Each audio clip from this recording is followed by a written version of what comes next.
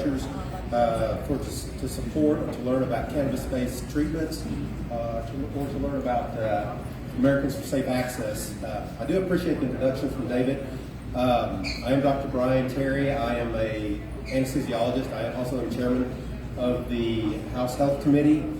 He asked me to speak tonight because I used to be a no on this issue, but now I'm a vocal advocate, and hopefully my journey will help you to become a better advocate as well, particularly for our patients.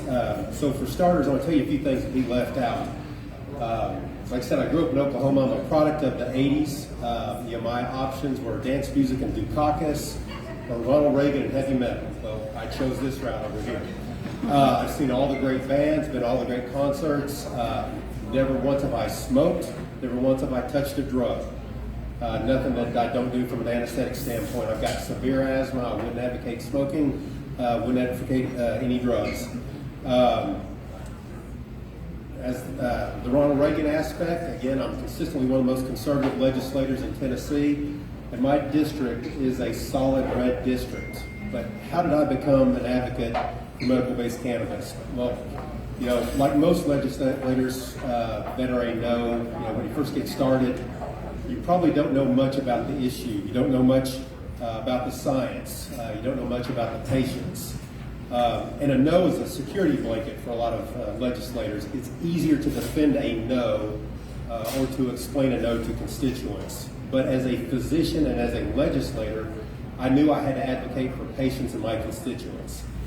As an anesthesiologist, I see things at the hospital that a lot of people don't see. And I see how the opioid misuse has impacted patients. I'm going to give you a few examples. I've seen patients, cancer patients, riddled with cancer pain, bone pain, on massive doses of opioids, having to come in to get emergency surgery for their bowels because they're blocked up from the amount of opioids they're taking. And that's not right. I've seen patients, I see them all the time in our recovery room, that have been on opioids for whatever issues, and they have something, its technical term, it's called opioid-induced hyperalgesia. What that basically means is that they're super sensitive to pain, and the opioids don't really treat them.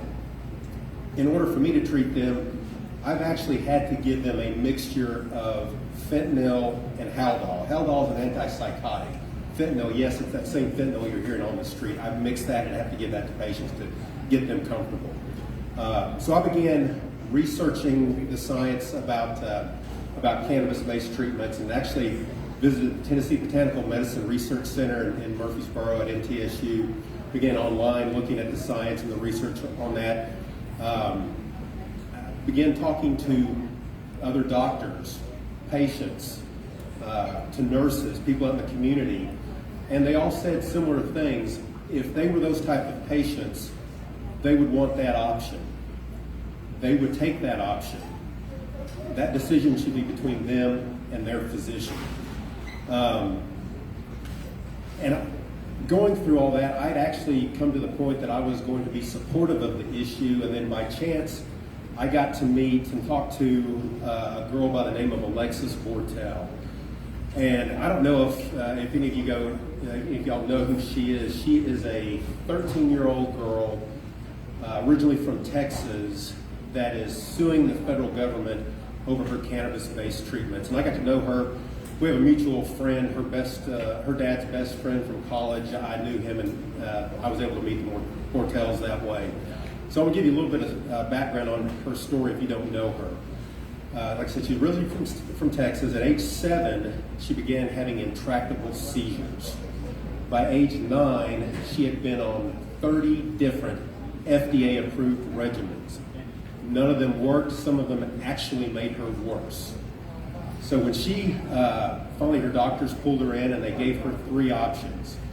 The first option was that they could give her a high-risk medicine that could kill her liver or her bone marrow, and it possibly could help her seizures.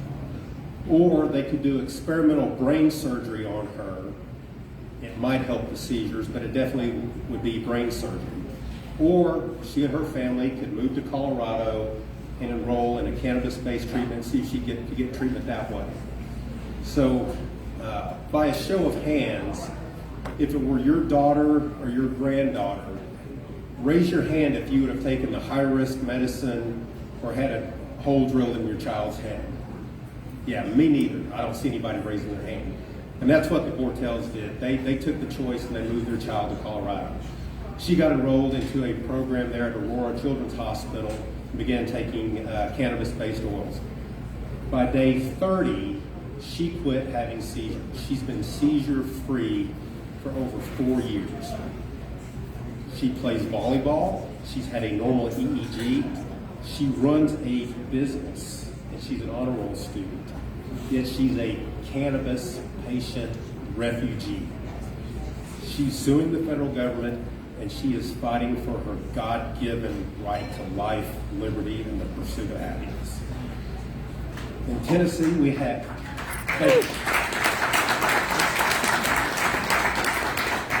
In Tennessee, we have 70,000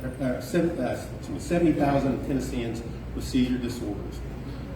5,000 of those are children similar to Alexis. That means in our legislative districts, there are probably 50 families affected like her, 150 families in each Senate district. I know in other states, they have similar numbers. There are patients with chronic pain, patients with cancer, MS, Crohn's, that can benefit from cannabis-based treatments. So if a 13-year-old can fight for her rights, and if anybody in here, if you did not raise your hand, you ought to be able to fight for her rights to life, liberty, and the pursuit of happiness. And you ought to be able to fight for your constituents as well. I know that that's what I'm doing. I'm an advocate. I would love for you guys to join me and be an advocate as well. Again, thank you for coming out tonight. I'll be happy to answer any questions that I'll be along the room, and enjoy your evening. Thank you.